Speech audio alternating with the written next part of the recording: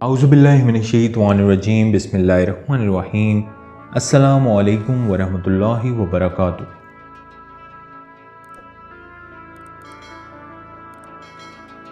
دوستو، مدینہ کا بازار تھا۔ گرمی کی شدت اتنی زیادہ تھی کہ لوگ نڈھال ہو رہے تھے۔ ایک تاجر اپنے ساتھ ایک غلام کو لیے پریشان کھڑا تھا۔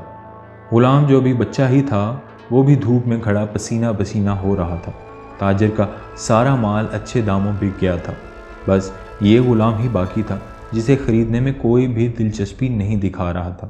تاجر سوچ رہا تھا کہ اس غلام کو خرید کر شاید اس نے گھاٹے کا سودا کیا ہے۔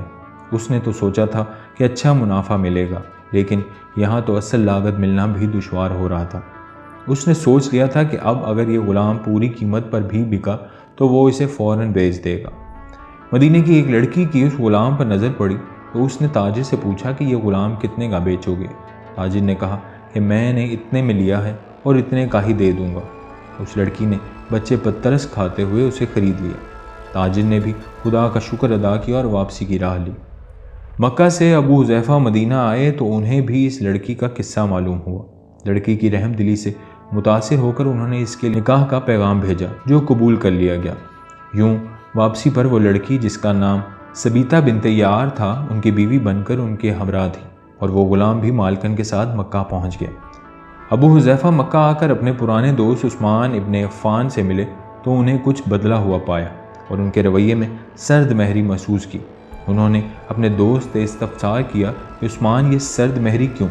تو عثمان بن عفان نے جواب دیا کہ میں نے اسلام قبول کر لیا ہے اور تم ابھی تک مسلمان نہیں ہوئے، تو اب ہماری دوستی کیسے چل سکتی ہے؟ ابو حذیفہ نے کہا تو پھر مجھے بھی آپ صلی اللہ علیہ وسلم کے پاس لے چلو اور اس اسلام میں داخل کر دو جسے تم قبول کر چکے ہو۔ چنانچہ حضرت عثمان رضی اللہ تعالیٰ عنہ نے انہیں نبی کریم صلی اللہ علیہ وسلم کی خدمت میں پیش کیا اور وہ کلمہ پڑھ کر دائرہ اسلام میں داخل ہو گئے۔ گھر آ کر انہوں نے اپنی بیوی اور غلام کو اپنے مسلمان ہونے کا بتایا تو ان دونوں نے بھی کلمہ پڑھ لیا۔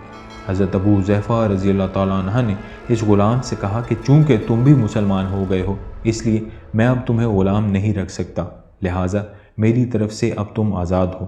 غلام نے کہا، آقا، میرا اب اس دنیا میں آپ دونوں کے سوا کوئی نہیں، آپ نے مجھے آزاد کر دیا تو میں کہاں جاؤں گا؟ حضرت ابو حذیفہ رضی اللہ تعالیٰ عنہ نے پھر اس غلام کو اپنا بیٹا بنا لیا اور اپنے پاس ہی رکھ لیا۔ غلام نے قرآن پاک سیکھنا شروع کر دیا اور کچھ ہی دنوں میں بہت سا قرآن یاد کر لیا، اور وہ جب قرآن پڑھتے تو بہت خوبصورت لہجے میں پڑھتے۔ ہجرت کے وقت نبی کریم صلی اللہ علیہ وسلم سے پہلے جن صحابہ نے مدینے کی طرف ہجرت کی، ان میں حضرت عمر رضی اللہ تعالیٰ عنہ کے ساتھ حضرت ابو حذیفہ رضی اللہ تعالیٰ عنہ اور ان کا یہ لے پالک بیٹا بھی تھا۔ مدینہ پہنچ کر جب نماز کے لیے امام مقرر کرنے کا وقت آیا تو اس غلام کی خوبصورت تلاوت اور سب سے زیادہ قرآن حفظ ہونے کی وجہ سے انہیں امام چن لیا گیا، اور ان کی امامت میں حضرت عمر رضی اللہ تعالیٰ عنہ جیسے جلیل القدر صحابی بھی نماز ادا کرتے رہے۔ مدینے کی یہودیوں نے جب انہیں امامت کرواتے دیکھا تو حیران ہو گئے کہ یہ وہی غلام ہے جسے کوئی خریدنے کے لیے تیار نہ تھا۔